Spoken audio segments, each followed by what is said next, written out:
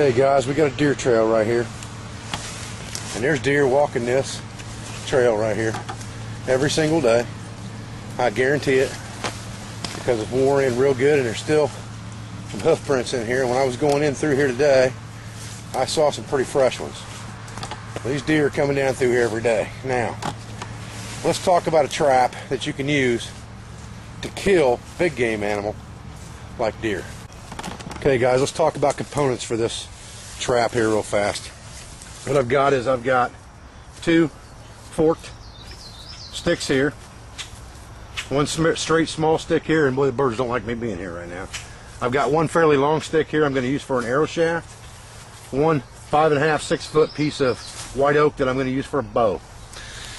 We are going to set a trap right in the crook of this tree that is 1 inch or 2 inches off the trail that leads right out into a CRP field.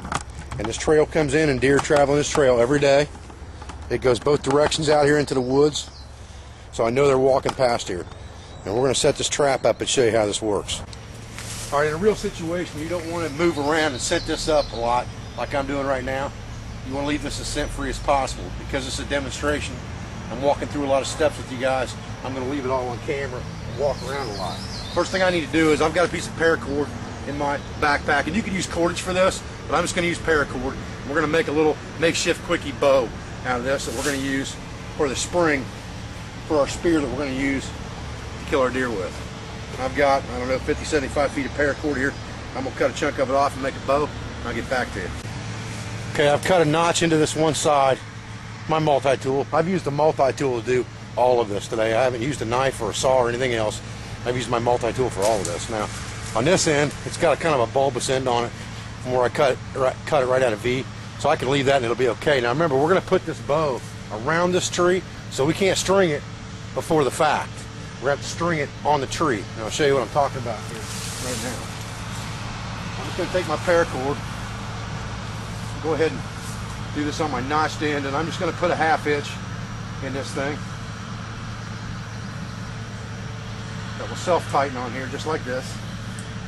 Okay, I'm going to come around my tree with this thing like this with my cord, and this is where I'm going to do my stringing of my bow. So I'm just going to kind of put it in the dirt here, if I can get it wedged into the dirt and bend it a little bit without it running off on me here. I want some tension on it, and then I'm going to string this thing up just like this. I'll need to go on the outside of that string some too, or inside I mean, and bring it back up so that she stays held on there tight. It doesn't move down the bow on me. And I'll do that a couple of times, bringing it back up on itself, just like this. And I'll come around and tie it off on that loop. Like I said, I really hate to cut paracord if I don't have to. And in this case, I may have to cut a small piece of it here in a few minutes to use for a triggering device, but I'm not going to cut what's on this bow. So now, what we've got is, let's get this stick out of our way. What we have basically is we have a bow that we're going to attach to the Y in this tree, right here. Okay, just like this. Okay guys, I've taped 5 more branches to the original bow that I had strung around this tree. It's important to understand that you have to string this bow around the tree, because you can't string it after the fact. It has to be strung while you're putting it around the tree.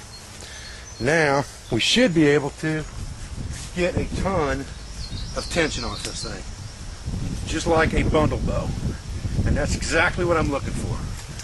Alright, okay, let's talk about this. We've got this bow drawn back. We've got a trigger stick that goes down. It's just wedged on the edge of a rock with a tripwire that runs straight across to a stake. We don't have anything in this bow at this point. Understanding our trigger, we did the same thing. We just pulled our string from here with our toggle on it, wrapped it around one time, just like we did on our support stick, and we put a triggering mechanism that's just a stick going down to a rock. It's just friction held with a tripwire. Okay, so now let's talk about the object of this game before we arm this bow. Alright, we've got a trail that we know comes in right out of a CRP field. We have a trip wire about ankle height to a deer. We have a compound bundled bow with about 60 to 70 pounds of draw at the length I've got it drawn out right now, facing that trail at the height of a heart-lung shot for a medium-sized deer. If it's a little high on a fawn, it'll be a spine shot. If it's a little low on a bigger deer, you know, then you might have to chase him for a while or track him down. But this will push a shaft, especially if you put a sharp point on it, straight through a deer as he walks by. And we're going to demonstrate this thing and show you how this works right now. Okay, I've laid a fairly straight hardwood shaft in here. It has nothing on the front of it. It would need a very sharp point, or it would need a glass arrowhead, bone arrowhead, metal arrowhead of some sort on the front of it to be very effective at going through the deer. Okay, but for demonstration purposes, I'm not going to put one on there. I just sharpened the point a little bit. You can see that I've got a notch on one side of this, and it's sitting right on top of this Prusik knot. That's my trigger. And then it's facing the trail, sticking out from the tree a little bit farther than I would prefer. So I would probably cut that arrow down about 4 or 5 inches. Okay, we've cut our arrow off to a better length now. Now, like I said, I've just got a blunt point on the front of this. I'm not trying to kill anything with it or myself. I'm going to demonstrate this for you. I kind of want you to get a view of the arrow as it shoots and the bow as it goes off. So I'm going to trip the trap from the backside, but understand that it would be tripped from that trigger point and what goes across the trail.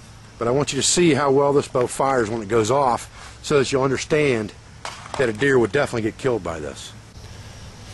Okay guys, we got her set and ready to roll. I'm going to stand back away from the trail, set this thing off so you can see how it works.